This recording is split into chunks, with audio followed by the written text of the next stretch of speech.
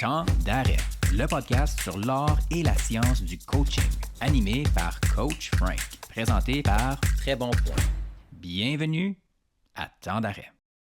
Épisode 126, volleyball professionnel, développement technique, planification de l'entraînement et vivre du coaching avec Glenn Hogue. Bonjour tout le monde, c'est Coach Frank qui est avec vous. Mon intention avec Temps d'arrêt, c'est de déconstruire tout ce qui touche de près ou de loin à l'art et la science du coaching. Je fais ça parce que ma mission personnelle, c'est de contribuer à la performance et au bien-être de tous les intervenantes et tous les intervenants francophones en sport et en activité physique. C'est donc la mission numéro 1 du podcast. C'est aussi une mission que je tente d'accomplir en tant que professeur en kinésiologie à l'Université du Québec en Outaouais et comme conseiller au développement des entraîneurs et des professionnels qui œuvrent dans des contextes de performance. Si tu es une nouvelle auditrice ou un nouvel auditeur de Temps d'arrêt avec Coach Frank, je t'invite à t'abonner et évaluer le podcast sur ta plateforme préférée. Pour les auditrices et auditeurs loyaux de Temps d'arrêt, je te dis un gros merci et je t'invite à suivre Coach Frank PhD dans un mot sur les médias sociaux et à être un ami en partageant à un ami « Be a friend, tell a friend ». Ça prend 5 secondes et ça va contribuer à ton développement professionnel ainsi que celui de notre système sportif. Pour l'épisode d'aujourd'hui, mon invité est Glenn Hogue, qui est une figure emblématique du volleyball canadien. Sa carrière a commencé en tant que joueur où il a représenté le Canada de 1981 à 1986, participant notamment aux Championnats du monde en 1982 et aux Jeux olympiques de 1984 à Los Angeles. En tant qu'entraîneur, Glenn a véritablement marqué l'histoire. Il a pris les rênes de l'équipe nationale masculine canadienne en 2006. Sous sa direction, le Canada a remporté la médaille d'or au championnat continental NORCECA en 2015 et a atteint une impressionnante 5e place aux Jeux olympiques de Rio en 2016. En 2013, il a également mené l'équipe à une 5e place en Ligue mondiale. Glenn a aussi brillé à l'international, entraînant l'équipe française de Paris Volley, qui a gagné la Coupe de France, le Championnat de France et la Coupe d'Europe des champions. Sa vision stratégique et son leadership ont transformé le volleyball canadien, inspirant de nombreuses générations de joueurs. Respecté pour sa contribution au développement du sport, Glenn Hogue continue d'influencer le volleyball mondial, laissant un héritage durable et une marque indélébile sur ce sport. En 2016, Glenn a reçu le prix Jeff Gowen de l'Association canadienne des entraîneurs en reconnaissance de sa contribution au cours de toute sa vie au développement des entraîneurs. Il a également été nommé entraîneur de l'année en sport d'équipe du Mérite estrien et entraîneur de l'année du Gala Sport Québec. Et finalement, il a été intronisé au Temple de la renommée de Volleyball Canada. En reconnaissance de sa carrière exceptionnelle comme athlète, entraîneur et bâtisseur en 2017, il est présentement entraîneur de l'équipe de la prochaine génération de Volleyball Canada, ainsi qu'entraîneur-chef d'une équipe de volleyball professionnelle en Turquie. Donc, si vous êtes ici pour entendre parler de coaching de haut niveau, d'un peu de toutes les choses à prendre en considération dans la planification de l'entraînement, de qu'est-ce qu'on devrait prioriser dans notre thinking comme entraîneur d'un sport d'équipe, d'un sport technico-tactique a priori. On fait même des petits coins d'œil à des sports plus simples comme l'athlétisme et la natation. Là, j'entends déjà les entraîneurs d'athlétisme et de natation contester un peu cet argumentaire-là. Puis c'est juste pour vous taquiner que je dis ça. Eh bien, vous êtes à la bonne place. On aime ça du monde comme Glenn qui sont là pour nous partager leurs expériences, mais qui ont aussi mis beaucoup de réflexion derrière tout ça. Et je suis vraiment heureux de l'avoir avec nous. Ceci étant dit, cet épisode est présenté par Très Bon Point, une équipe avec les pieds sur le terrain et la tête dans les bouquins qui offre à la communauté sportive de l'accompagnement individuel, des ateliers de groupe et de la recherche appliquée à leurs enjeux. Là-dessus, tout le monde, je vous souhaite un bon podcast et surtout, je dis bienvenue à notre invité, Glenn Hogue. Glenn, bienvenue à Temps d'arrêt. Merci de prendre du temps en plein milieu de tournoi pour ça. Ça fait grand plaisir, François. Je pense que ça va être vraiment intéressant. Je sais déjà qu'il y a quelques coachs qui ont vraiment hâte d'entendre parler de ton expérience, de tout ce que tu as vécu, tout ça. Mais la première affaire, puis j'ai déjà mis un peu la table pour ça.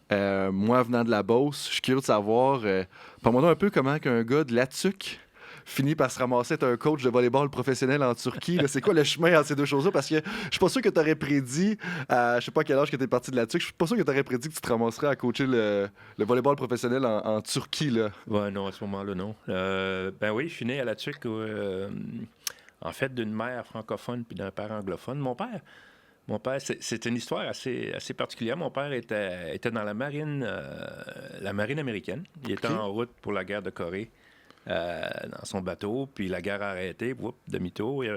Puis lui, il est revenu sur Gatineau. Puis son père était dans l'industrie des pâtes et papiers. Et puis, il y a un poste qui ne s'entendait pas très bien avec son père. Fait que je pense qu'il voulait quitter. Mon père a toujours bougé. Il a fait le tour du monde avec la marine américaine. Il a toujours été un homme. Puis j'étais un petit peu pareil, j'ai la bougeotte aussi. Mais lui, il décide, à un moment donné, à la TUC, s'ouvre un moulin à papier ou une nouvelle machine, je ne me souviens plus. Il décide de partir avec un de ses chums, monter dans le Nord. Puis il l'appelait l'anglais. Tout le monde parlait français à la TUC, sauf lui, je pense. Fait que, puis là, il a rencontré ma mère, là. J'ai une famille de 3 garçons. C'est ça. Fait que mes premiers comme tout jeune Québécois, mes premiers contacts avec le sport étaient au hockey. D'abord comme spectateur des Loups de la TUC à l'époque. Okay. Ah oui, c'était l'équipe locale, puis on allait les voir, puis mon Dieu, c'était impressionnant. Puis petit à petit, c'est ça. Fait qu'on a quitté. Mon père était transféré à l'usine de Gatineau ici, qui s'appelait CIP, là, Canadian International Paper. J'avais à peu près, je me souviens, j'avais 9-10 ans. Et puis là, je suis rentré au secondaire. J'ai fait l'école primaire. Au secondaire, c'est là que j'ai eu mes premiers contacts au Collège Saint-Alexandre avec le volleyball. Okay. Par une erreur, en fait. J'avais fait un essai avec l'équipe de basketball. Puis, dans ma tête, ils m'ont pas demandé de venir. En fait, c'est moi qui fais l'erreur de ne pas retourner. Et puis, je m'en vais au volleyball, puis je voulais faire du sport. Une heureuse erreur, là. Ouais. Puis, je me suis dit, c'est Gérald Farmer qui était l'entraîneur, qui était celui qui s'occupait du volley. Personne super dynamique. Fait qu'il m'a fait adorer ça. C'est super énergétique, Gérald. Puis, on avait eu... puis là, tranquillement, j'ai pris de la passion pour le volley. Juste pour faire un entas sur mon expérience à la TUC, c'était une expérience... où j'ai développé énormément de... Bon, mon grand-père était un homme de forêt, puis tout ça, fait que, tu sais, c'est un homme qui avait vécu... lui, il bûchait, puis, tu sais, quand il était jeune, puis tout ça, il bûchait, il partait en train pendant l'hiver, puis il revenait l'été, puis il a rencontré ma grand-mère, puis tout ça, fait que j'ai une riche mémoire de mes jeunes années, parce qu'il nous amenait tout le temps en forêt. Fait que, tu sais, puis apprendre à te débrouiller, puis apprendre à... Puis ça, j'ai encore... Puis je suis gardé cet amour pour la pêche. Je vais toujours, tant que je peux, c'est partir dans la forêt, loin, pour justement voir la nature. Puis je pense que c'est resté avec moi. Fait que ça a beaucoup... ça me reste en dedans de moi. Je veux tout le temps...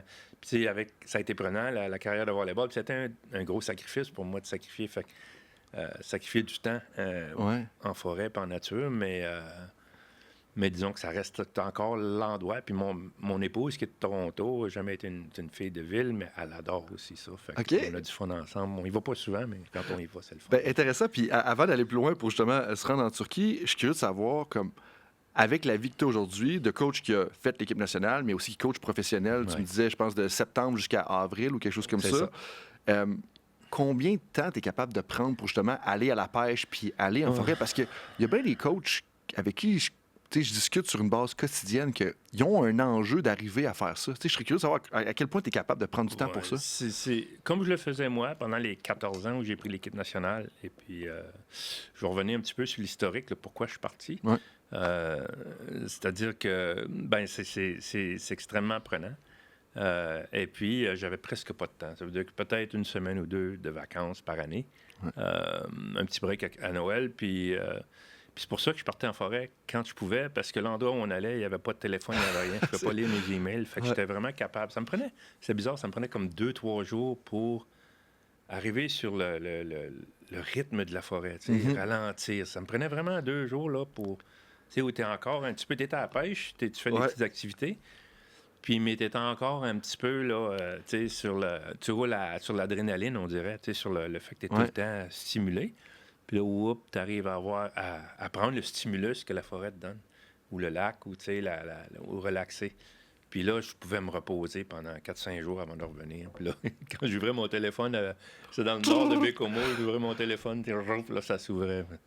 Je veux dire, le niveau de stimulation remonte. Là, c'est débile, mais... La fois que tu arrives autour du feu, puis que tu t'assois, là, puis tu sais, comme après 3-4 jours, parce que je reviens un peu de vacances, puis moi, j'aime bien ça aller en forêt, justement, tu sais, puis en camping, puis justement, tu t'assois, puis Puis là, tu es autour du feu, puis là, tu te rends compte, ça fait... Ouais.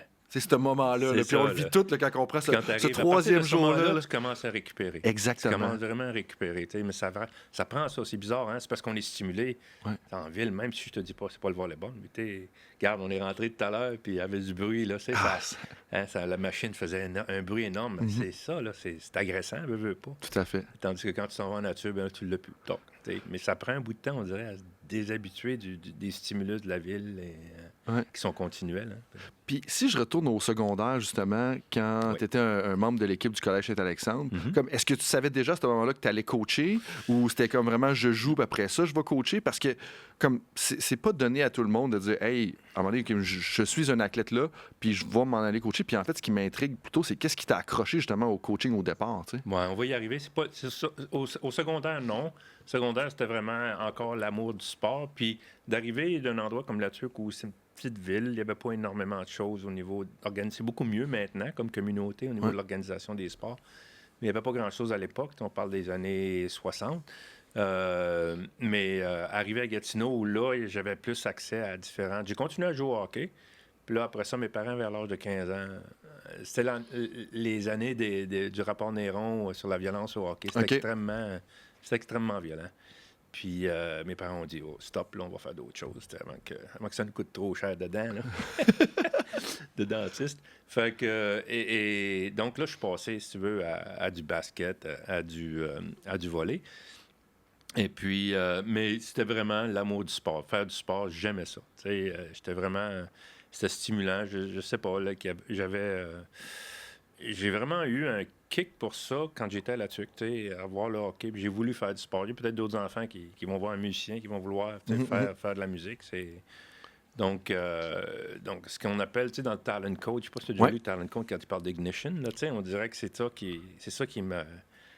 La flamme est montée à partir de là. Donc, à partir du secondaire, je me dirige vers ça. Puis là, j'ai Gérald comme entraîneur qui est super stimulant, qui te donne l'envie de jouer.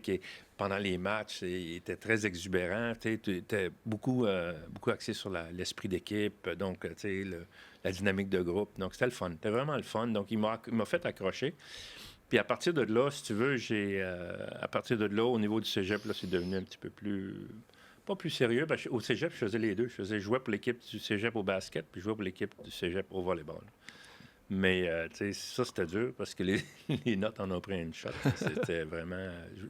À savoir ce que je savais maintenant, c'est que j'aurais changé j'en aurais fait moins pour être capable, justement, d'avoir un petit peu plus d'énergie pour l'académique. J'étais en sciences santé dans ce temps-là.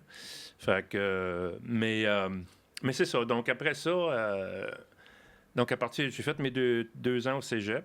Et puis, là, j'ai pas eu de stint. C'est un petit peu bizarre comment je suis arrivé comme joueur. Donc, je suis allé avec Sherbrooke. J'ai été recruté pour aller à Sherbrooke. Donc, j'ai adoré mon expérience là-bas, les 3 ans à l'Université de Sherbrooke, avec le programme. Et à l'époque, il y avait une personne qui s'appelait Denis Cousteau, qui est un homme d'affaires de la région, mais qui était entraîneur à l'époque, puis qui était de très grande réputation au niveau de... En 78, il avait gagné le championnat canadien. Donc, puis eux nous avaient recrutés, mais Denis avait quitté. Donc, il y a eu un petit peu de déséquilibre là, sur mes années. C'était de 78, 79, 80. J'ai gradué en 81. Sur ces 3 ans-là, c'est vraiment la dernière année qui était la mieux structurée au niveau de... Et par contre, tous les programmes, tu sais, la région aussi n'avait pas un gros programme de volley. Puis à cette époque-là, c'était beaucoup les joueurs, tu sais, qui allaient sur les programmes élites du Québec. C'était les joueurs de la région de Québec, la région de Montréal, puis la région de Sherbrooke. L'Outaouais, pas trop. Puis donc, j'étais allé faire, tu sais, des camps de... J'étais pas très habile, là, tu sais, mais j'avais envie, je voulais absolument aller vers l'élite, vers le plus haut, tu sais. Puis, fait que j'étais allé, j'avais été coupé.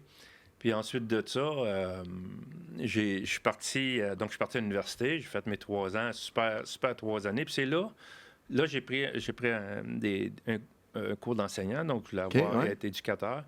Et j'ai vraiment pris le goût à être éducateur, à développer des skills comme éducateur, tu sais.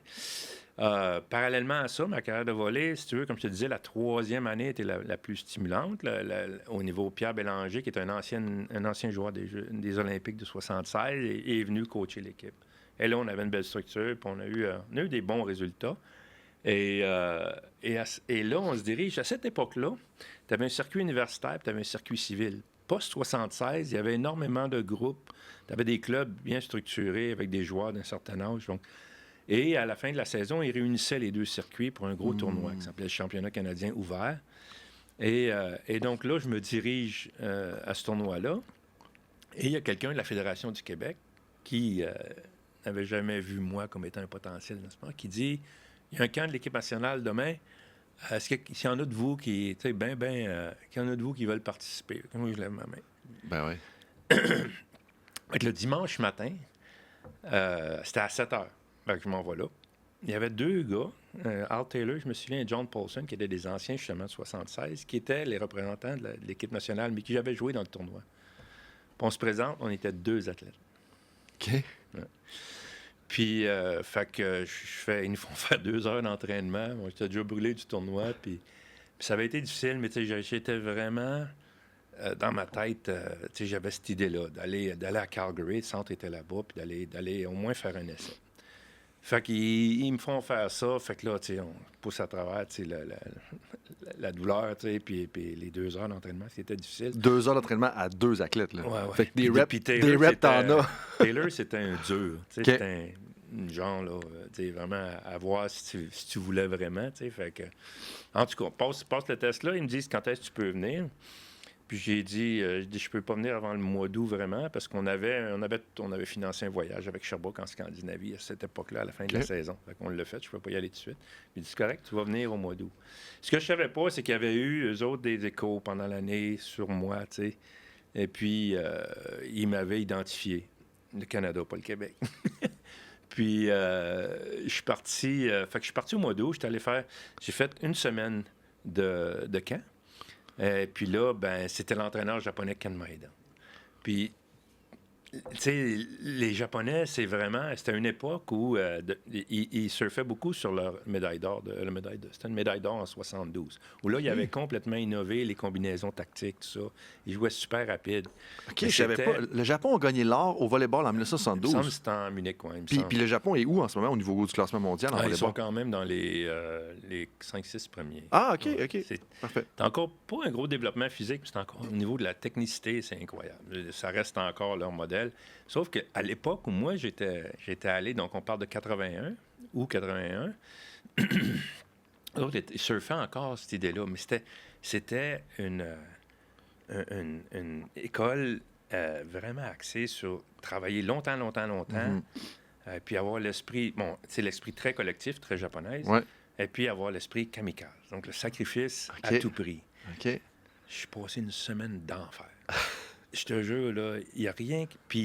Mais Paul Gratton, qui était avec moi, qui est ici à Ottawa, qui est un ancien joueur du groupe de 84, lui, il m'a dit, il dit, arrête pas. Il dit, vas-y, tu sais, puis il dit, c'est pas le premier à rentrer dans un drill, puis il dit, fait que là, tu sais, puis Ken était dur, tu vois, il voulait juste voir, tu sais, il se foutait des skills, puis tout ça. Lui, ce qu'il voulait voir, si tu avais du caractère, puis si tu étais prêt à tout donner, tu sais. Fait que je l'ai fait pendant 1 semaine, puis j'ai fait l'équipe. Fait que là, après ça, je dois te dire, l'année qui a suivi, ça a été pire que la semaine. Ça a vraiment été... on s'entraînait extrêmement. Ça, c'est l'ancien système de score, de pointage au volleyball. Tu fais des points juste sur ton service. Ouais. Fait que on avait des longs entraînements. Les matchs étaient extrêmement longs. Fait qu'on faisait des entraînements...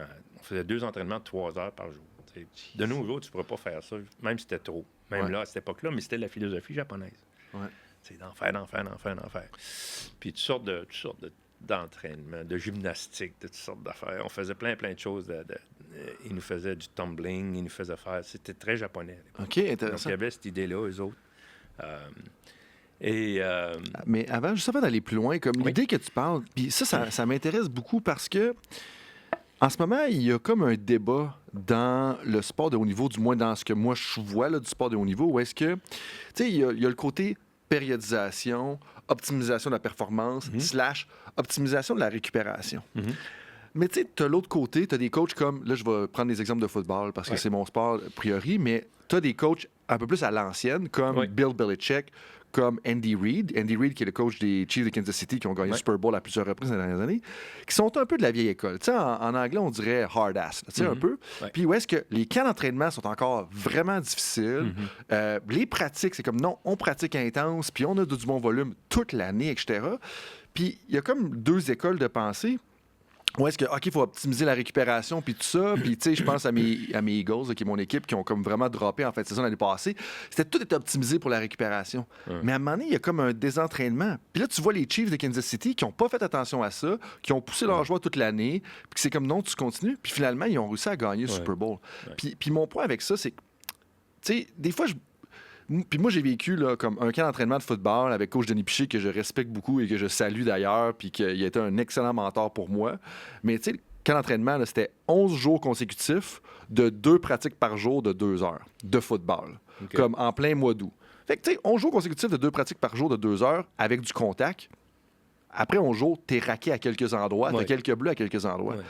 Puis c'était peut-être trop intense. Je suis d'accord avec peu importe les gens qui peuvent penser ça.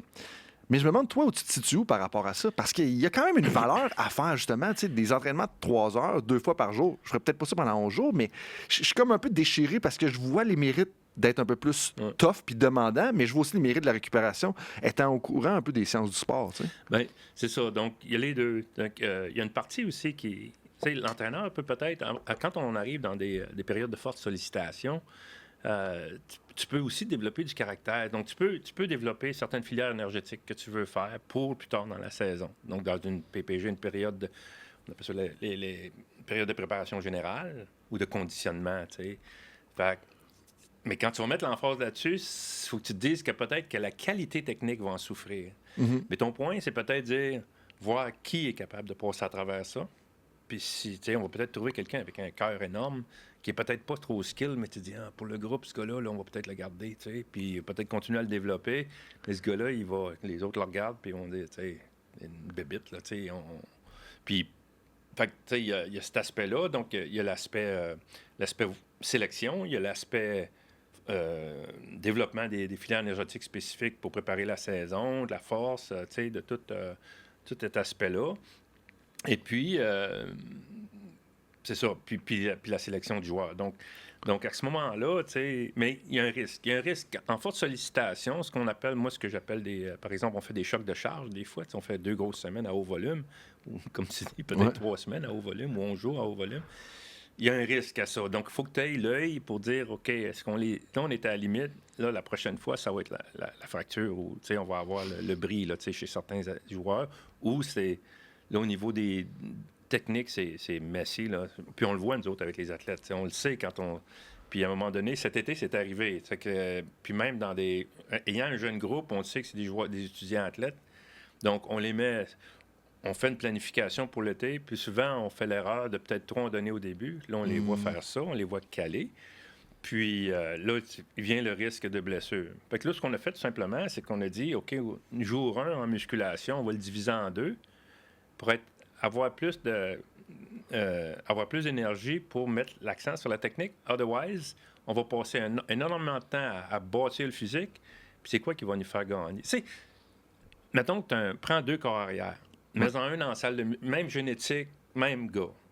Mets-en un en salle de muscu, mets-en un sur le terrain de football avec des ballons. Lequel va gagner le match de football? Celui-là sur le terrain. C'est ça. Fait qu'au bout de la ligne, c'est pareil. T'sais. Donc, il faut que tu équilibres. On a besoin de la musculation, on a besoin de se protéger. Nous autres, encore plus. Puis nous autres aussi, c'est un sport qui est extrêmement explosif, tellement dur sur le dos, sur l'épaule, sur les chevilles. C'est violent. Beaucoup de prévention. C'est violent sur la charnière. Comme tu sais, je veux dire, moi, je joue au volleyball une fois par semaine, là, puis je veux dire, j'ai pas de CV impressionnant, là, malgré qu'on est en semi-finale de ma ligue récréative du lundi soir à Gatineau. Là. Mais ceci étant dit, tu sais, comme c'est quand même violent le volleyball parce que les coups sont à 100%. Après ça, le nombre de sauts que tu as à faire sur une surface dure quand même, tu sais, c'est taxant pour le corps. Fait que nous autres, dans notre planif, on a souvent ce qu'on appelle des low impact practice. Donc, on essaie de ne pas les faire sauter pour laisser le système nerveux central récupérer, puis justement prévenir les chocs. Parce que le choc est souvent sur la descente. Tu sais. Puis aussi, on fait de la correction. On a des joueurs qu'on sait que s'ils continuent avec la même mécanique, d'ici 2 ans, on va avoir des problèmes de dos. J'en ai un actuellement qu'on essaie de modifier. Là, il est toujours arqué, puis il travaille avec l'épaule. Puis il y a des problèmes d'épaule. Donc, la chaîne musculaire ne travaille pas ensemble. est séparée. Et là, il se trouve à... Puis j'ai dit, il t'offrira pas 2 ans. T'sais. Il va avoir des problèmes de disque, puis tout ça. Comment tu observes ça? Comment tu t'y prends pour arriver à ce constat-là, mettons, là, je donne un nom fictif, là, mettons Jonathan, lui, il va avoir un problème de dos dans 2 ans. Comment tu le vois? Une des choses les plus importantes que j'ai appris dans mon développement de coaching, puis c'était à l'époque que j'ai fait mon niveau 1, niveau 2, c'est l'analyse de la biomécanique. L'analyse biomécanique, l'analyse du mouvement est super importante. Donc, il faut que les entraîneurs connaissent les mouvements de base de leur sport, tout ça. Il faut qu'ils sachent observer. C'est error detection, error correction. T'sais, essayer de détecter ces erreurs-là de bonne heure, puis essayer de les corriger de bonne heure. Ce qu'on ne fait pas assez, nous autres, dans mon sport. T'sais, ils veulent aller au résultat, donc, et sachant que l'athlète va peut-être... ils ne savent pas, je pense, qu'ils vont peut-être s'en souffrir, ou en souffrir techniquement, ou souffrir de blessures, justement, parce que c'est un sport à répétition, comme beaucoup de sports. Fait que, tu sais, il faut savoir observer. Puis ça, c'est quelque chose qui se développe. Tu sais, il faut... c'est super important. Puis je pense que c'est quelque chose... Dans mon sport, c'est quelque chose qui est délaissé maintenant. OK. Pourquoi? On ne sait pas trop. Je pense que... Je ne sais pas si c'est parce que la formation classique que j'ai eue à l'époque passait par là. Ouais. Nous autres, c'est une formation, c'est les livres de niveau 1 et 2 là, d'entraîneurs du Québec. Puis, on parlait un petit peu de psychologie au niveau 1, on parlait un petit peu de psychologie, un peu de physiologie, un peu d'analyse du mouvement. Puis au niveau 2, tu en avais un peu plus avancé. Au niveau 3, là, tu fais ton plan annuel, tout ça. Cette formation-là m'a beaucoup aidé. OK, ma formation universitaire aussi, mais donc, j'ai pris pour acquis que, OK, il faut que je pense à la tête. Il faut que je pense à, OK, les filières énergétiques, il faut que je les connaisse. L'analyse du mouvement, il faut que je développe des skills pour être capable de la faire, cette analyse-là. Puis au niveau 3, ils te font une analyse, ils te font faire des analyses, tu analyses l'attaque, bon. Ouais. Fait que je sais plus si ça se fait. Je sais pas si ça se fait encore, mais pour moi, c'est une des parties les plus importantes pour la prévention de blessures, puis pour l'exécution correcte du geste moteur. C'est peut-être quoi, mettons, les grandes erreurs ou les erreurs les plus communes que tu vois chez les athlètes qui arrivent, mettons, avec l'équipe Next Gen dont tu es en charge en ce moment? Comme, tu sais, si tu es un coach de volleyball en ce moment qui est au collégial, comme je sais qu'il y en a un qui va écouter, qui avait hâte, là, tu sais, de t'entendre parler, d'autres au secondaire, justement, aussi. Comme, c'est quoi les erreurs communes que tu vois quand les athlètes arrivent au niveau, peut-être, justement, biomécanique, que toi, tu te dis, hey, il y en a ces 2-3-là, là, si au Québec, on peut, ou même dans la francophonie en général, si on peut éliminer ces erreurs-là, là, les athlètes vont arriver pas mal dans les meilleures conditions là, pour performer au niveau national? Bien, je te dirais que les erreurs communes, c'est vraiment stabiliser le geste moteur, c'est vraiment stabiliser les skills, les habiletés techniques spécifiques au sport. Parce que, tu sais, il y a différents types d'erreurs que tu peux... Il y a l'erreur directe en volleyball, tu manques ton service. Ouais. Tu touches au filet. Ça, c'est des points directs. L'adversaire n'a pas besoin de travailler pour ça. Après ça, tu as des erreurs d'exécution. Et l'erreur d'exécution est en rapport à la technique, souvent. Donc, même chose pour un corps arrière qui lance pas bien. C'est tant qu'il n'aura pas capable de frapper un spot là. Si, mettons, son target range est à peu près 1 mètre carré versus 4 mètres carrés. Si tu as 4 mètres carrés, il y a des chances que ton exécution ne se fasse pas. Ouais, puis des fois, c'est il va lancer là, puis le receveur est là. Fait que c'est un peu pareil pour nous. Donc, stabiliser cet aspect-là. Puis on passe souvent, puis on le voit souvent, que les meilleurs athlètes, tu as des athlètes super, super doués, puis au high school, il va te faire gagner parce qu'il est grand, puis il est bon au net. Fait que tu négliges tout le reste. Sauf qu'un jour, si cet athlète-là est doué, puis qu'il arrive au niveau de l'équipe nationale, il va rencontrer un mur. Parce que justement, tous ces aspects-là sont importants. Juste pour être sûr que je comprends bien, durant mes vacances, je suis allé à Saint-Félicien voir de la famille. Longue histoire courte. Il y a un membre de la famille qui est un ancien militaire là, du 22e régiment qui a été ça. Puis on s'est amusé à tirer des canisses avec des carabines à plomb, tu sais. Puis c'était bien le fun, puis tout ça. Puis moi, ça m'a ramené des activités que je faisais avec mon père à l'époque quand j'allais en Beauce, tu sais. Mais lui, il parlait, puis là, il est rentré. Nous autres, on a commencé à tirer, tu sais, moi puis mon cousin par alliance et tout ça, ma femme également.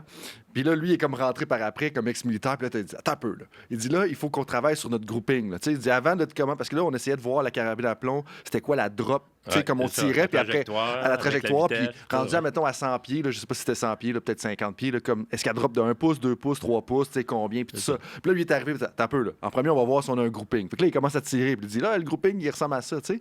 Puis ce que tu me disais, en bout de ligne, quand tu parlais du 1 mètre versus le 4 mètres de dénivelé, est-ce que c'est un peu ça, justement? Est-ce que les athlètes n'ont pas un bon grouping? Puis quand on parle de grouping, là, pour les gens, pour mettre les personnes en contexte, c'est de dire, tu veux diminuer la variabilité entre chacun de tes tirs au fusil. Fait que, tu sais, C'est si, maintenant tu tires, puis qu'il y a une balle qui est 4 pouces en haut, 4 pouces en bas, 4 pouces à gauche, 4 pouces à droite, ta première job avant de vérifier la trajectoire, c'est d'assurer que le grouping il est en dedans d'un pouce. Tu sais, si le grouping est en dedans d'un pouce, là, tu as une idée que, OK, ta carabine est précis, puis c'est stable. C'est un peu Ouais, exact. Toi, c'est précis, c'est ça. Mais donc, c'est la même chose pour le corps arrière, puis il y a le travail avec le receveur. Puis si le receveur ne fait pas le pattern qu'il faut, puis le gars lance là, ben il y a aussi cet aspect-là. Donc, l'erreur d'exécution vient à ce moment-là d'un travail collectif où moi, nous autres, on parle de la relation passeur-attaquant. Okay. Donc, puis on fait la référence au football. C'est-à-dire que mon passeur, il faut qu'il lead l'attaquant. L'attaquant s'en vient sur un pattern, lui va mettre la balle là, l'autre va venir frapper. Donc, c'est un petit peu pareil. Donc, pour revenir, là, je voulais juste revenir à ce que tu me demandais. On parlait des erreurs communes que tu observes, toi. C'est le grouping, puis tout ça. Donc, c'est pour ça, d'où l'importance technique. Ça veut dire que, tu sais, dans American Sniper, il parle à un moment donné, des aim small, miss small. Ouais. Tu sais, donc, essaye de frapper tu sais, fais ta réception, essaye de l'amener là, la balle. Tu ne l'amèneras pas tout le temps là. Mais si tu cibles cette position spécifique-là, puis tu développes ton skill sur tous les types de services, la balle va aller dans cette région-là. Déjà, on est avancé. Ouais. Au niveau du service, c'est pareil. C'est-à-dire que nous autres, on a des services, on a des directions, des trajectoires. Ça veut dire que tu as 9 mètres, que tu es à 18 mètres. Ouais. Il faut que tu serves dans le 9 mètres de l'autre côté. Tu peux servir en 1, en 6, à différents aspects. Et puis, tu peux servir aussi sur des distances. Tu peux servir un peu plus court, tu peux servir un peu plus loin. Ouais. En plus de ça, il y a des types de services. Ce qu'on appelle flottant, qui a un effet qui prend les courants un petit peu dans le gymnase puis qui flotte. Puis les appels avec smashé, où là, on va avec plus de puissance, ou même avec des angles un peu plus, tu sais, un peu side spin, un peu courbés. Fait que c'est le même travail, si tu veux, je te dirais perceptuel qu'un corps arrière. C'est-à-dire que, c'est faire un flip versus lancer une balle, versus la lancer plus loin, la lancer plus courte. Ouais. Tu sais, donc, il y a une trajectoire, il y a une distance. Puis est-ce que tu penses que les athlètes contrôlent bien ça quand ils arrivent avec l'équipe Next Gen ou c'est quelque chose qui est amélioré? Non? Non. OK. C'est pas assez travaillé au niveau... C'est aussi des limites de temps. C'est-à-dire Tout à fait. C'est là où notre système, et je te dirais que l'équipe se qualifie pour les Jeux olympiques, je suis bien content, tout ça, mais on est encore loin des médailles parce que les systèmes de volley actuels qui sont dominants, c'est les systèmes où les athlètes sont retirés, sont amenés dans des centres, font du travail. La France, l'Italie, avec Club Italia, la France avec le Centre national de volleyball et les pôles régionaux, la Pologne avec Sparla, qui est un centre national d'entraînement pour les athlètes. Donc, ils les amènent là, très jeunes, et puis ils s'assurent que ces bases-là. Donc, la plupart de ces jeunes-là n'auront pas de diplôme universitaire, n'auront pas de diplôme. C'est une réalité complètement différente. Ouais. Les Américains, un petit peu différents, eux autres, parce qu'eux autres, ils ont la population. Donc, tu sais, ils ont un système qui est basé sur... ont énormément de monde, énormément de talent, donc ils sont capables, malgré tout, de sortir des résultats, parce que, bon, tu regardes la relation, c'est simple, ils sont à peu près à quoi, 360 millions, les Américains? Quelque chose comme ça, on est peut-être, nous autres, 40 millions. C'est presque un plus. ratio de 10 pour 1. Oui, exact. Fait que, tu sais, nous autres, on ne peut pas se permettre d'en brûler 10 pour en sortir un. Nous autres, ceux qu'on a, il faut s'assurer qu'ils soient capables d'avoir une bonne exécution technique, de les développer avec la tolérance à la charge de travail, si on peut en parler aussi. Ouais. Une des choses qu'on trouve, nous autres, c'est des joueurs qui sont maganés, qui sortent de l'université avec des problèmes de genoux, d'épaule, tout ça.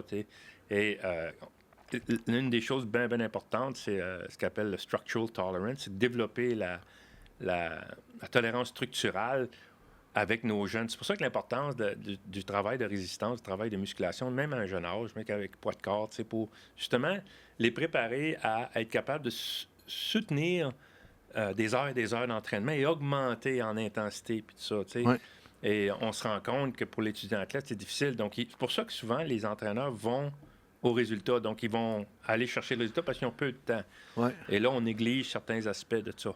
Là où les joueurs européens, dans mon sport spécifique, passent beaucoup plus de temps. Donc, l'équivalence en termes d'heures d'entraînement à partir, je dirais, de 16-17 ans est beaucoup plus volumineux au niveau de l'Europe qu'au niveau du Canadien. On parle d'un ratio quasiment de 1 sur 3. Je te dirais qu'en termes de compétition de volume d'entraînement, le Canadien va faire... je vais donner peut-être... quand l'Européen en fait 100%, l'autre est à peu près à 30% pour le même niveau d'âge. C'est fou, hein?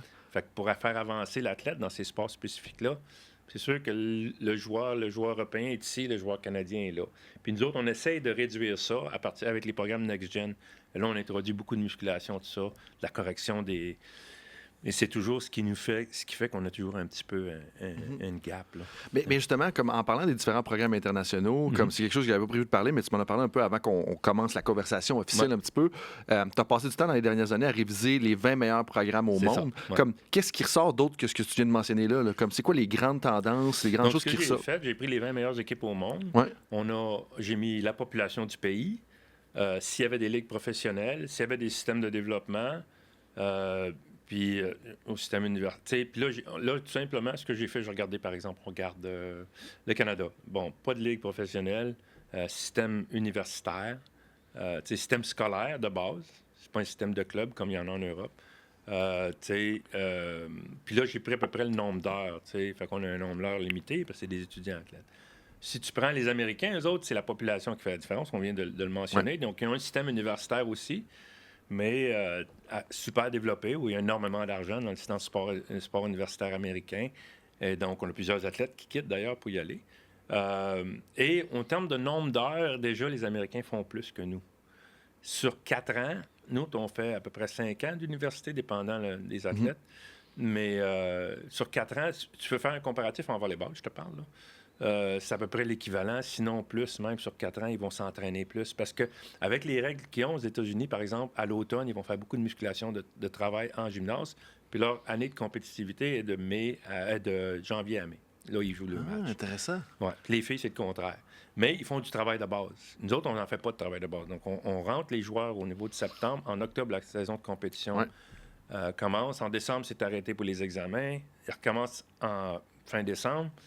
En fin février, tu as fini si tu n'as pas fait les playoffs. Ouais. Donc, c'est très, très court en termes de temps. Et il n'y a pas de travail spécifique qui se fait. Maintenant, les universités, il y en a un petit peu qui vont faire, par exemple, le travail de musculation, tout ça. Mais c'est très adapté parce que tout dépend de la charge de cours de l'athlète. Donc, ça, c'est par exemple le Canada, les Américains. Après ça, tu prends la France. La France, on a des systèmes de pôles régionaux pour tous les sports. Pas pour rien qu'ils ont 50 quelques médailles. Donc, ils vont identifier, parce que mes fils, ils étaient quand j'étais à Paris. Donc, Christopher est allé. Donc, leur système scolaire est fait avec 6 semaines d'école, 2 semaines de vacances. 6 semaines d'école, 2 semaines de vacances. Ça va comme ça. Donc, une des semaines, pour les joueurs qui étaient identifiés dans les clubs, ils s'en allaient à Châtenay-Malabry, dans la région de Paris. Ça, c'est le CREPS, le Centre régional d'éducation physique et des sports. Où là, puis ça, c'est pas juste le volleyball. Là, je te parle de tous les sports. Ouais. Ils sont rassemblés là, on fait des profils des athlètes, on nous envoie des recommandations au niveau du club. Et là, il retourne à l'école après ses 2 semaines de vacances, il fait 6 semaines, il repart à Châtenay-Malabry. Et ils font ça jusqu'à l'âge, je pense, de 14 ans. Et là, après ça, il y a une sélection régionale des athlètes qui est faite, qui sont envoyés dans un sport-études. Jusqu'à l'âge de 16 ans. Et là, je pense que c'est 16 ans, je ne me trompe pas. Et à 16 ans, ils vont au Centre national de volleyball qui est à Montpellier. Et là, ils sont regroupés les meilleurs. Et donc, dans les dernières années, bon, les Français ont eu 2 médailles d'or aux derniers 2 Jeux olympiques. Cette année, au championnat d'Europe, U18, ils ont été champions. U22, ils ont été champions. Puis là, au niveau U19, je pense qu'ils sont 2e. Ça, c'est la résultante de ce système-là.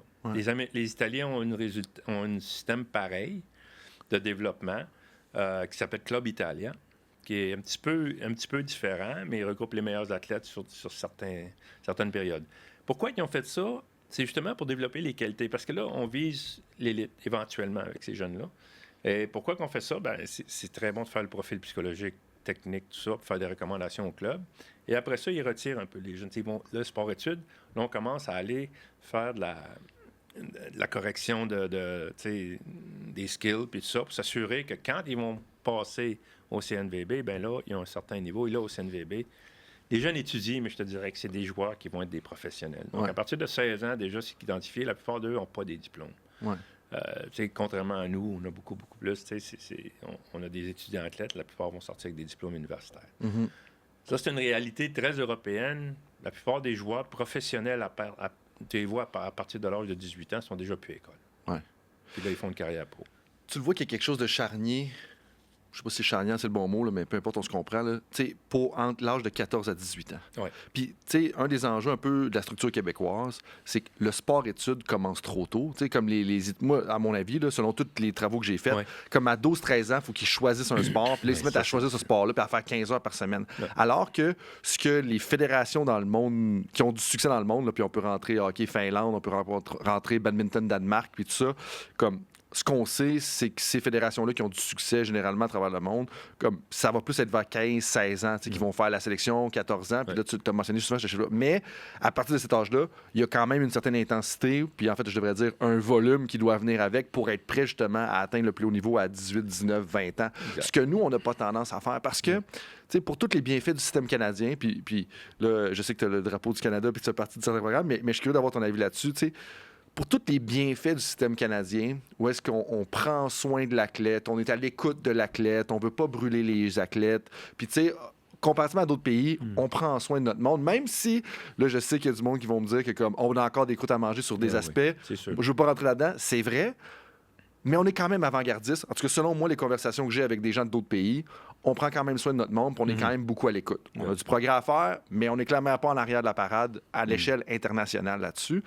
Mais moi, j'ai comme un point, puis ça revient un peu aux 11 pratiques d'aujourd'hui. Je suis pas en train de dire, je ne recommande pas à personne de faire 11 jours de suite de 2 pratiques par jour de 2 heures. C'est pas ça que je dis.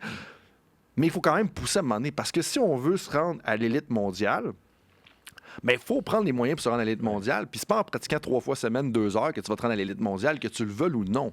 Il y a des façons intelligentes de le dire, comme tu parlais tout à l'heure, de séparer ta musculation pour comme créer que ça soit plus optimal, un peu comme pratique technique. Ça. Pour les entraîneurs, si tu veux, il y a un truc, c'est vous avez des crêpes dans les jambes, des pancakes dans vos jambes. OK, votre athlète a des pancakes. Puis il y a un certain nombre de pancakes. Puis tu peux améliorer le nombre de pancakes en améliorant sa capacité à travailler, parce qu'on parlait de tolérance structurelle tout à l'heure. Mais moi, je fais le calcul que ces pancakes-là, ils descendent. Ça veut dire que quand j'arrive avec une grosse journée, ben oui, les pancakes là, sont il y en a à moitié dans les jambes. Là. Le lendemain, ils n'ont pas tout à fait récupéré. Ils peuvent aller manger, puis faire une bonne nutrition, un bon sommeil, mais puis c'est encore pire dans des moments de haute sollicitation, comme tu dis, là, à 11 jours de pratique. Bien là, les pancakes descendent. Ils se refont un petit peu, mais ils redescendent. Ils se refont un petit peu.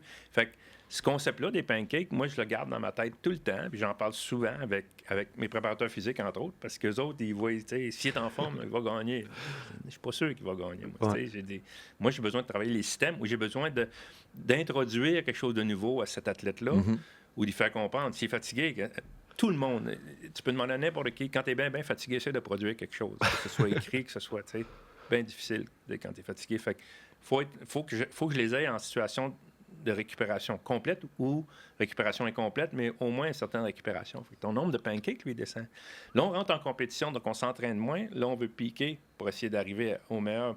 Mais je le sais, moi, parce que, tu sais, on va dire, les joueurs qui ne jouent pas, on va leur faire un petit peu de musculation. Mais je fais très attention parce que je factor in le stress. Le stress mange des pancakes. Ils sont là, les pancakes, mais le stress vient chercher aussi un petit peu de... C'est complètement au niveau du rythme d'entraînement. Le rythme de marche est beaucoup plus lent. Mais là, tu as un autre facteur. Puis un facteur technico-tactique surtout, qui rentre en ligne de compte. Puis là, tu as un facteur de stress aussi. Parce que là, tu t'es entraîné toujours contre les mêmes personnes. Là, tu joues contre un autre groupe, les Cubains ou ça va être les Dominicains, en tout cas. Donc, cet aspect-là des pancakes, ou quand je suis en Turquie, chez des baklava. J'en parlais avec ma préparatrice physique. J'ai dit, nos athlètes, ils ont tant de baklava dans les jambes. Fait que j'ai dit, là, tu fais des séances très, très longues en musculation. Fait que là, on s'assoit ensemble, puis on met des X sur... Regarde, il faut que je les aille... Là, aujourd'hui, regarde, on va travailler les systèmes. Fait que c'est super important que quand on travaille avec une équipe, ce qu'on appelle... Moi, j'ai une équipe d'experts. Donc, je vais avoir des préparateurs mentaux, des préparateurs physiques, des gens médicaux. Chanceux, j'ai tout ça, tu sais. Donc, à ce moment-là, il faut que ces gens-là sachent que moi, je veux, que je vais faire. Tu sais, c'est coach-led tout le temps, ces genres de choses-là. Et non le contraire. Tu ne laisses pas les gens... Puis c'est tous des spécialistes, ils sont tous très bons. Mais, tu sais, c'est ce que je veux. moi, l'objectif que je fais, c'est qu'on fasse telle performance à tel endroit. Voici ce que j'ai besoin de vous. Et au fur et à mesure qu'on va avancer, il va y avoir des ajustements à faire. On va en discuter. Tu sais? Fait que, ben, c'est là que je pense qu'il y a deux choses qui ressortent de ce que tu viens de dire. La première, c'est de bien connaître la dominance de son sport. Voulant dire que quand je ramène à ce que tu disais par rapport à les erreurs biomécaniques. 2, quand tu parlais des différents membres de l'équipe de s'intégrer ou les préparateurs physiques, en fait, qui voulaient tout le temps pousser la machine. Mais en bout de ligne, c'est pas comme l'athlétisme ou la natation. La dominante de ton sport, c'est pas un élément physique. Puis là, je connais un coach de natation qui va m'obstiner puis me dire que la natation, c'est technique.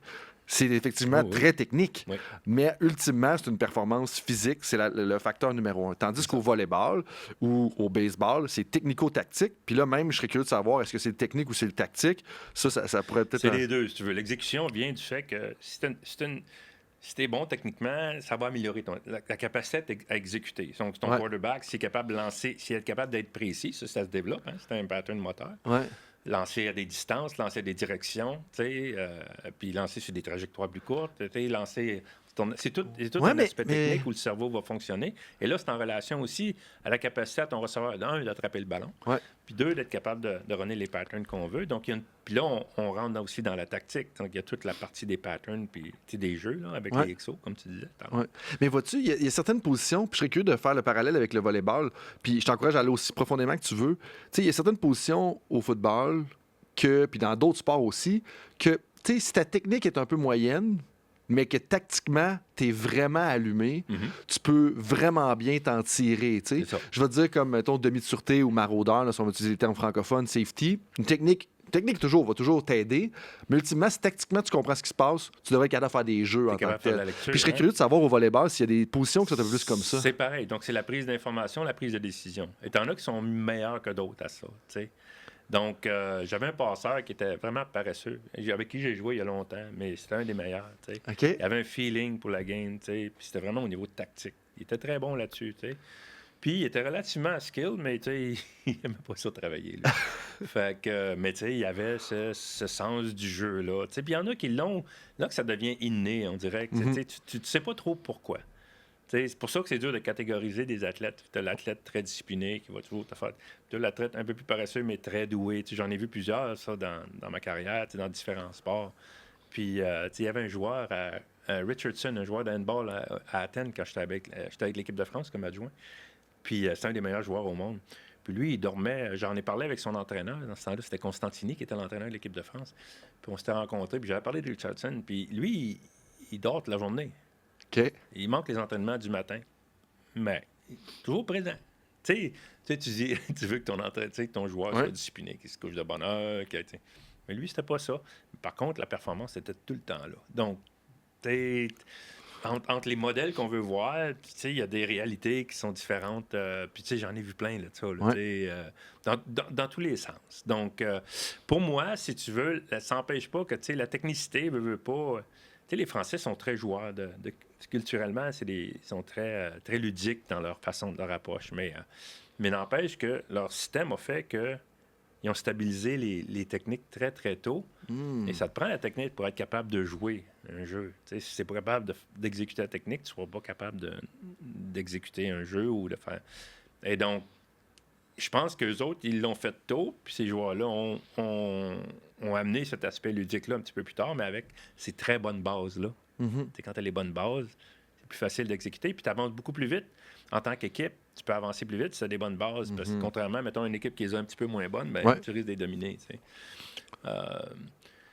Donc, c'est super intéressant. C'est là où, si tu veux, le sport, pour moi, on parle, par exemple, un nageur, oui, physique. C'est vrai qu'il y a de la technique, puis il y a peut-être sa gestion aussi de la course. Je sais pas, je connais pas ces autres sports-là. Mais Charles Cardinal, mon mentor, me disait tout le temps, le contexte, là, ton contexte. Puis le contexte, toi, c'est le football américain, ce coach-là, c'est la natation. Moi, c'est le volleyball masculin. Puis à l'intérieur du volleyball, il y a d'autres contextes. Il y a des contextes jeunes, des jeunes de 14 versus des seniors. Tu sais, j'ai coaché des gars de 40 ans. Tu sais, coacher des pros, c'est différent de coacher des universitaires. Tu sais, fait que déjà, dans ton sport, il y a des contextes aussi auxquels il faut que tu t'adaptes. Et puis voir les réalités, les contextes culturels aussi, de coacher en Turquie, en Slovénie, au Canada, en France, c'est bien différent. Ben, c'est intéressant que tu mentionnes ça parce que là, j'avais 2 questions en tête, puis je veux aller dans l'élément des contextes. Puis je pense que c'est vraiment important ce que tu dis parce que de mon côté, tu sais, comme oui, j'ai une expérience terrain de coaching, particulièrement au football, avec d'autres sports aussi un petit peu, mais dans ma recherche, une des choses qu'on parle beaucoup, c'est que, tu sais, la première chose que tu dois faire pour devenir un coach super compétent, innovateur, expert, c'est de bien comprendre ton contexte, de bien cerner ton contexte. Puis je trouve qu'il y a plusieurs coachs qui vont changer de contexte éventuellement. Ils vont partir, par exemple, de coacher les Ducks de Anaheim à venir coacher les Canadiens de Montréal. Puis ils vont juste répliquer la même méthode. Puis même si c'est dans la même ligue, dans le même sport, coacher les Ducks de Anaheim versus coacher les Canadiens de Montréal, c'est pas le même contexte, c'est pas les mêmes paramètres, c'est pas le même building, c'est pas le même monde, c'est pas le même gérant d'équipement. Il faut bien que tu comprennes ça. Puis là, moi, de t'envoyer, tu sais, tu coaches le volleyball professionnel masculin en Turquie. Quelles sont les différences que tu observes entre ce contexte-là puis les autres contextes que tu as vécu, soit l'équipe nationale masculine, d'autres différentes ligues professionnelles à travers l'Europe aussi également. C'est quoi les particularités de ce contexte-là? Puis comment tu t'es adapté à ces particularités-là? Parce que j'assume qu'il y en a. Oui, exactement. Il y a énormément. Donc, quand je vois un pays, comme là, j'ai fait la France, la Slovénie et la Turquie, la première chose que je fais, en tout cas, c'est que tu fais des recherches sur leur histoire. C'est l'historique du pays. Okay. La Turquie, c'est des restants de l'Empire ottoman. Quand l'Empire ottoman est tombé à la fin de la Première Guerre mondiale, il en est resté la Turquie. Atatürk s'est battu parce que là, il allait se faire morceler. La France arrivait par la Syrie, l'Angleterre, parce qu'Istanbul était avec le passage pour aller à la mer Noire. C'est le centre du monde. Un endroit stratégique au bout, là, tu sais. Fait que... et là, il en est resté la Turquie, tu sais. Puis lui, il a voulu... en 1923, la République a été créée, parce que c'est une vieille population, c'est un jeune pays. Et lui il voulait faire évoluer son pays, parce que le pays avait été peut-être géré par les religieux. Un petit peu la raison pourquoi ils perdent la guerre, parce que c'est facile de contrôler les gens et de pas... Ils promouvaient pas... Il n'y avait pas une bonne promotion de l'éducation. Et ce qui est arrivé, c'est qu'eux autres se battaient encore avec des chevaux. Puis là, les Américains sont arrivés avec des tanks. Les premiers tanks, la première guerre. Et là, les chevaux, ils ont passé. Ils ont beau être en shape. Et ça a été leur échec. Donc, Atatürk voulait justement que son pays passe à une autre étape de son développement. Et lui, il a créé un système un petit peu comme l'Ouest. Mais le système est très... c'est encore un pays qui a un petit peu... c'est vu un petit peu comme la jungle. C'est très... il y a une genre de culture de corruption un petit peu. OK, je comprends. C'est un vieux pays où ça se... moi, je vais faire tout pour détruire ta réputation, pour avoir ta job. Ouais, je comprends. Même si toi, tu as tout fait... c'est un petit peu... Tu gères cet aspect-là. L'autre chose, c'est que les gens sont peu éduqués. Fait que ce qu'on développe beaucoup dans l'Ouest, c'est voyons, comment j'appelle ça? Je le dis en anglais souvent. C'est rational thinking, donc l'esprit rationnel, tu sais. C'est-à-dire que quand on prend une décision, tu sais, quand tu viens pour prendre une décision ou tu vas créer un projet, tu vas dire, ça, c'est les résultats possibles. Ouais. Donc, je vais te donner un exemple tout à l'heure, tu vas rire. Donc, nous, on fonctionne de même. Donc, et puis, on essaie de s'orienter pour avoir le résultat qu'on veut. Mais dans les décisions qu'on prend, il va peut-être arriver d'autres résultats. Et souvent, on est prêt à ça, surtout nous autres, les coachs, parce que c'est jamais, on souhaite tel outcome, mais on l'a pas, souvent, on n'a pas ce qu'on veut exactement. Et puis ça, c'est normal. C'est un peu la vie comme ça aussi. Je te dirais que dans tout système, tout est comme ça. Donc, eux autres, ils n'ont pas ça. C'est-à-dire que si je m'en vais sur l'autoroute, avec un gars qui est turc, qui conduit à côté de moi, lui, il y a une sortie à prendre, puis il manque la sortie.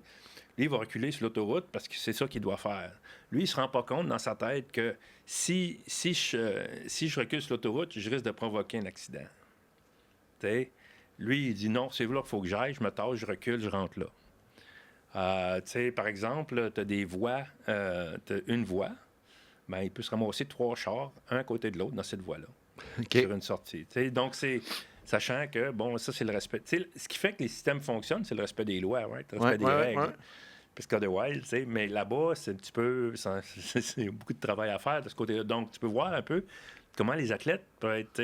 les amener à travailler dans des systèmes, c'est très difficile. Et le manque d'éducation fait que tu gères beaucoup les choses par les émotions. OK. Donc, eux gèrent beaucoup. Fait il y a beaucoup de travail à faire quand on rentre en situation stressante de compétition. Ils réagissent beaucoup émotionnellement et sont très durs à ramener. Donc, on fait énormément de travail sur le contrôle des émotions. Parce que les émotions en sport, il y en a tout le temps. C'est-à-dire que dans la vie, il y en a tout le temps. Ouais. Et, Carl Pocket nous avait dit, il dit « Everything triggers an emotion ». Après ça, c'est à toi de choisir l'émotion pour gérer le moment. Fait que, puis on en fait beaucoup avec les joueurs, même ici, tu sais. C'est-tu le moment de gueuler après ton... Tu sais, on vient de prendre un point, c'est le moment de te concentrer sur ce que l'autre, ton coéquipier a fait ou d'y parler d'une affaire alors que l'autre point s'en vient. Donc, l'émotion qu'il faut que tu choisisses, c'est tu regroupes tes émotions vers ce qui s'en vient puis ce que tu sais, tu sais, entre autres. Eux autres ont beaucoup de difficultés avec ça. En France, je n'avais pas ces difficultés-là. En Slovénie, je n'avais pas ces difficultés. Intéressant. Ce qui est intéressant, les Slovènes, par exemple, c'est la Slovénie, c'est un tout petit pays de 2 millions d'habitants qui a énormément de succès en sport. Ouais. Et eux autres, ils faisaient partie de l'Empire austro-hongrois. Et donc, ils ont encore un petit peu cet aspect un peu très stoïque des Australiens, des Autrichiens, c'est-à-dire. Et très travaillant, très carré. J'ai adoré mes 2 ans là, parce que c'était facile de travailler avec eux autres. Les Slovènes sont extrêmement industrieux. Oui, je comprends. Comme aspect. Pour un petit pays un peu la de même, culture germanique un petit peu aussi, parce que, mettons, un peu de ça, pour les collègues allemands que j'ai ou les connaissances, puis c'est pas tout le monde qui est comme ça, mais encore là, tu le sens que des fois, c'est comme, voici la décision rationnelle, donc je vais faire A amène à C, donc je vais faire A pour me rendre à C. C'est comme ça. Moi, j'ai eu du succès. J'avais des athlètes professionnels, puis sont devenus il y avait tous des diplômes. Des gros diplômes, là, j'avais plusieurs gars, il y en a qui sont devenus arpenteurs, qui ont parti leur propre compagnie, il y en a qui sont... Puis pourtant, on a gagné, on s'est rendu on a fait des résultats très intéressants. On est allé dans le Final Four de la Ligue des champions avec ces groupes-là, Là, ces groupes-là font ça. Puis il y en a qui étaient au jeu cette année, de ces joueurs-là que j'ai coachés. Mais c'est ça. Donc, toute cette culture-là, tu le vois quand c'est un beau pays à visiter. Tu vois, un beau petit pays, là, tu vas dans ce coin-là. C'est super beau, c'est super structuré, c'est très, très propre. Tu vois, la Turquie, c'est une autre approche. Puis, mais ils sont très habitués l'éducation est très top-down. C'est encore là, la classe, puis moi, je te dis quoi faire. Puis, ce qui exige leur entraîneur, eux autres, c'est dis-moi quoi faire. Je n'ai pas à prendre de responsabilité, je n'ai pas à prendre de décision. Intéressant. Si tu me le dis. Fait que souvent, ce que je leur dis, je dis écoutez, on va faire ça, puis si ça ne marche pas, c'est ma faute. Comme ça, ils se sentent à l'aise. Mais c'est bien intéressant parce que moi, j'ai vu une preuve en faisant mes recherches pour la conversation. J'ai vu une preuve que ton leadership fonctionne là-bas. Puis je sais pas si tu vas t'en rappeler, mais je pense que c'est au mois de mars cette année.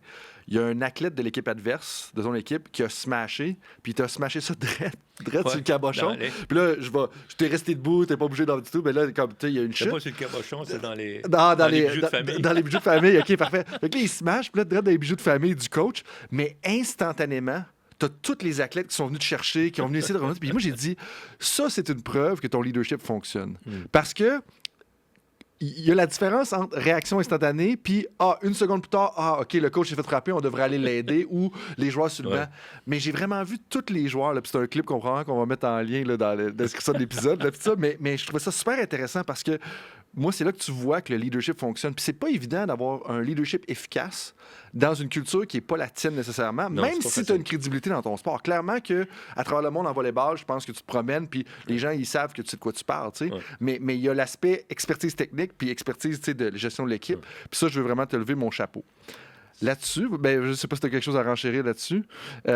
Non, c'est juste que c'est extrêmement drainant. Je veux dire, c'est drainant.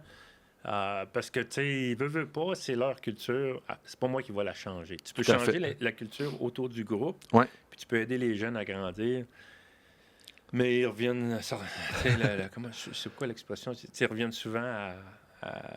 Chasse le naturel, il reviendra au galop, là, quelque chose comme ça. Le naturel revient. Fait Fait que tu as beaucoup à répéter, mais on voit une évolution. Puis juste dans l'aspect des plans de match. Moi, je présente des plans de match au début, ils sont perdus. Là, ouais. Puis au fur et à mesure, tu les sens évoluer tranquillement, mais c'est pas facile. Puis je pense que ce que tu viens de partager là, c'est de dire, en bout de ligne, comprends l'histoire de l'équipe, du programme, de l'école, du milieu dans lequel tu t'en vas. Première affaire, c'est ce que tu disais avec l'Empire ottoman, veux pas. Deuxième chose, comme comprendre... Bon, tu as dit l'historique, après ça, la culture, puis dire, OK, comment est-ce que ça influence ce qui va être priorisé dans le coaching? Est-ce que c'est les émotions? Est-ce que c'est ça? Puis en même temps, ça te dit par où tu vas être capable de convaincre tes athlètes. Puis ça, je pense que c'est ce qui ressort un peu de ce que tu dis. Puis moi, je pense que c'est très important parce que tu sois au niveau national entre la Slovénie puis la Turquie, ou que tu sois entre la région de Québec ou la région de l'Outaouais, ou entre la ville de Latuc puis la ville de Saint-Georges-de-Beauce, il y a des différences culturelles puis il y a des différences historiques qui influencent la culture puis la façon dont tu dois approcher ton équipe. Puis je pense que des fois, c'est quelque chose qu'on passe vite à rentrer dans les X's and O's, dans les techniques tactiques, avant de dire, OK, je vais comprendre l'historique du programme, de l'école puis de la ville. Si tu t'en viens juste avec ta culture que tu veux, sans t'adapter au contexte dans lequel tu es, tu vas te buter à des murs, tu vas... Regarde, juste le contexte professionnel, c'est que c'est des joueurs... Les joueurs, eux autres, veulent une longue carrière. Là, ils gagnent leur vie. Souvent, ils ont des familles. Fait que tu as cette responsabilité-là. Je sais pas si c'est dans le film Any Given Sunday que le gars, il faut qu'il se fait injecter parce qu'il faut qu'il aille chercher son dernier tackle parce qu'il va avoir 1 million de bonus. Ouais, quelque chose comme ça, ouais. Ben, tu sais, on est tous là, c'est scandaleux, tu sais, non. Ben c'est la réalité professionnelle. C'est ça que c'est. Il y a un des coachs que je connais dans le CFL, il dit, moi, ma job, là, c'est la meilleure façon de convaincre les joueurs de m'écouter, c'est de leur montrer que je peux les aider à garder leur job. Parce qu'il dit, il y en a des Américains qui viennent jouer dans le CFL, là, que s'ils ne jouent pas dans le CFL puis ils n'ont pas leur prochain contrat, ils se retournent flipper des burgers aux États-Unis. Là. Puis il y en a qui vont penser que c'est péjoratif. Ce que je dis là, c'est pas péjoratif. C'est littéralement ça que c'est. Fait qu'il y en a que c'est leur gagne-pain parce que s'ils ne viennent pas jouer dans le CFL, il faut qu'ils retournent à une job, je veux dire, à laquelle ils ne veulent pas retourner nécessairement. Mon adjoint des derniers jeux, Dan Lewis, est parti à Poitiers cette année. Donc, il rentre là, dans le milieu professionnel. Il a travaillé beaucoup avec Pierre.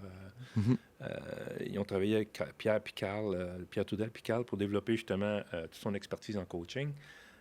Et puis, c'est une des choses dont j'ai parlé. Tu n'oublies pas, c'est des joueurs qui veulent avoir une longue carrière. Probablement que tu vas avoir beaucoup de joueurs qui ne sont jamais à l'école là-dedans. Là, puis qui n'ont rien que ça. Là. Puis ça va durer un certain temps. Fait qu'eux autres, ils s'attendent à ce que tu les fasses réussir pour qu'ils puissent justement avoir... Puis je sais que là, ils ont recruté des joueurs de dernière minute parce qu'il y a un club qui s'est... là, il m'en parlait. Il y a un club qui a fait faillite. Et là, ils ont recruté certains joueurs de ce club-là dans leur équipe. Et là, ben ça rend la place de d'autres joueurs. Là, il dit, tu sais... Oui, mais j'ai dit c'est ça. C'est la réalité professionnelle, c'est ça que c'est ça. Ça fait déjà un bon petit bout qu'on se parle. Merci beaucoup de ton temps. Puis je vais juste enchaîner avec peut-être 2 questions éclairs parce que les gens aiment toujours ça, de ce que moi j'entends comme feedback, parce que ça t'amène à pouvoir connaître un peu plus la personne derrière ça. Puis j'ai une question surprise à laquelle je t'ai pas préparé parce que, comme tu as sûrement bien senti, là, j'aime ça faire mes devoirs avant qu'on se parle. Mais la première qui va être quand même plus simple. Si tu pouvais retourner en arrière et te donner un conseil à toi-même quand tu avais 22 ans, ça serait quoi? Ah, je te dirais...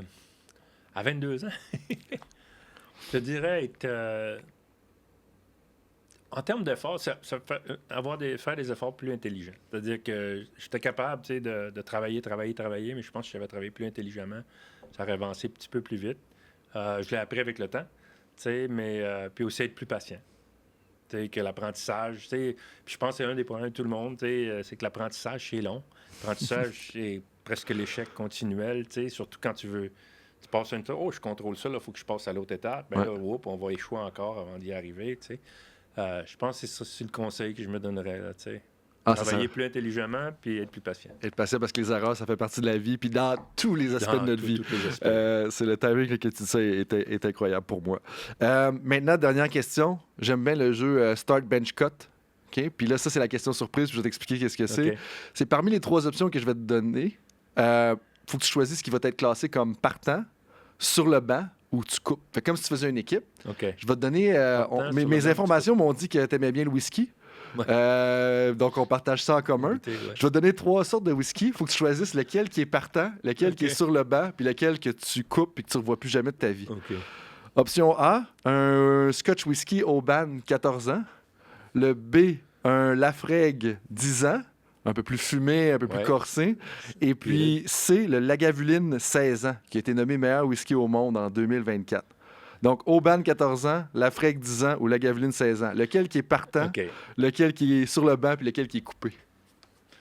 Le premier va être le partant, juste parce que j'aime le whisky peated. OK. Donc, le Lagavulin va être sur le banc. OK. OK. Et l'autre, c'est le Oban, le Laphroaig ou le Lagavulin. Le Laphroaig, c'est le plus fumé de la gang. Laphroaig, c'est le plus fumé. Ouais. J'aime bien le peated, j'aime bien le fumé. OK. Mais le Lagavulin 16 ans va peut-être être un petit peu plus doux. Fait que je prendrais celui-là comme deuxième. Puis je mettrais l'autre troisième, mais c'est 3 bons whisky. Le Oban, ça c'est le Oban que tu couperais? Le Oban premier que tu couperais le Laphroaig, oui, exact. Tu sais, comme les fumés, tu peux en prendre une gorgée de temps en temps, ça va, mais des fois, là, il y en a des très doux, hein. J'en ai bu un il n'y a pas longtemps.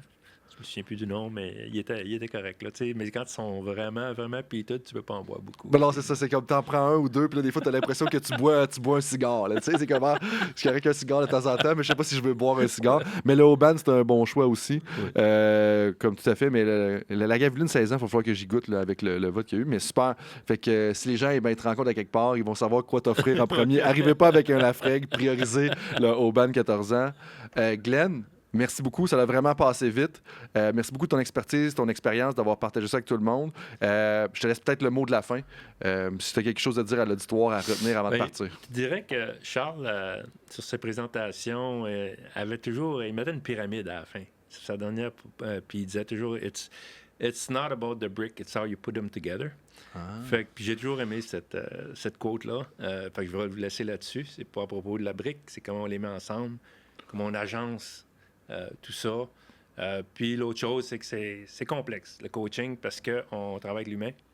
Les systèmes, on peut les inventer. Les systèmes sur papier sont toujours beaux. Veux pas, c'est les humains qui vont faire opérer le système. Et là, c'est là que pour que le système soit vraiment fonctionne à son mieux, puis il fonctionne jamais à 100% dans n'importe quel business, puis n'importe quel sport. Mais c'est d'atteindre justement un niveau de performance qui soit le fun. Ça va toujours augmenter au fur et à mesure qu'on travaille. Donc, puis d'aimer ça, justement, aimer la complexité. Une des dernières choses aussi que je voudrais dire, c'est que de prendre la responsabilité des décisions qu'on prend, puis de ne pas avoir peur. Même on va échouer. Il y a un super bon livre qui s'appelle, c'est Jocko Willink, je pense, ça s'appelle... Extreme Ownership. Extreme Ownership, qui est un excellent livre là-dessus. C'est vraiment de prendre, est-ce que j'ai communiqué comme il faut? Dans la mission, eux, ils parlent de mission, évidemment. Est-ce qu'on a préparé le mieux possible? Est-ce que j'ai mis l'énergie pour arriver à avoir la meilleure mission possible? Est-ce que j'ai bien communiqué? Puis de faire des débriefs, de revenir là-dessus, d'avoir des moyens. Puis ça c'est super important. Parce que c'est le débrief qui vous permet d'avancer. C'est de revenir sur les résultats obtenus et puis de décider sur les marches à suivre qui vont suivre. Moi, je le fais tous les lundis parce que dans les ligues, je regarde mes stats, je regarde tout, je regarde le pourquoi aussi. Je regarde pas juste les stats comme stats, mais pourquoi on a eu ça. Puis qu'est-ce que je peux modifier dans ma planif pour continuer à progresser, faire progresser mon équipe, mes joueurs. Super bel héritage. L'imputabilité et le debrief, 2 choses très importantes qu'on sous-estime souvent beaucoup dans bien des domaines. Puis souvent, on va pointer du doigt ou puis on va réagir émotionnellement. Puis nous autres, les entraîneurs, il faut garder les émotions sous contrôle, puis choisir les bonnes émotions, puis prendre des décisions qui sont adéquates. Puis la seule façon, c'est d'avoir justement... d'avoir des données qui te permettent de prendre des décisions. Puis pourquoi on a eu ces données-là? Pourquoi on a obtenu ça? C'est facile de dire, moi, je me trompe tout le temps quand je suis sur le bord du terrain, puis je vais voir, il est arrivé ça. Puis là, je vais retourner faire la vidéo après, puis faire toute mon analyse. Puis souvent, je n'étais pas en tout sur le piton, puis là, après ça, tu es capable de voir le pourquoi, puis de retourner. C'est du temps, hein? Veux pas, c'est de l'énergie et du temps. N'importe quoi qui vaut la peine me demande du temps en tant que tel, puis de ne pas aller directement vers sa première conclusion. Puis ça, c'est une erreur, des fois, qui nous amène dans plein de domaines. Dire, hey, on voit quelque chose, on pense que c'est pour telle chose que ça s'est passé. Là-dessus, tout le monde, c'était une excellente conversation avec Glenn Hoag, entraîneur reconnu de volleyball. Je vous dis merci et à la prochaine pour un autre épisode de Temps d'arrêt. Merci d'avoir été à l'écoute de ma conversation avec notre invité aujourd'hui lors de Temps d'arrêt. Et j'ai 2 petits messages pour toi avant que tu quittes. 1, je tiens à remercier l'Université du Québec en Outaouais pour rendre tout ça possible. Deuxièmement, à tous les auditrices et les auditeurs, j'ai un petit rappel avant votre prochaine pratique ou votre prochain projet. Est-ce que vous voudriez recevoir une fois par mois une petite réflexion de ma part par courriel qui inclut les épisodes de temps d'arrêt ainsi que quelques petits trucs et astuces pour le coaching en partant de la science du sport? Est-ce que tu aimes ça? Challenger tes idées. Bien, si oui, je t'invite à t'inscrire à l'infolettre de Temps d'arrêt avec Coach Frank, dans laquelle je vais te partager les derniers épisodes de la balado, les dernières idées que j'ai explorées dans ma recherche et les dernières actualités qui sont pertinentes en lien avec le coaching. Je résume tout ça dans un petit courriel qui va arriver dans ta boîte une fois par mois. Puis si tu veux recevoir ça, visite le site coachfrankphd.com dans un mot ou un de nos médias sociaux et ça va me faire plaisir de t'envoyer ça.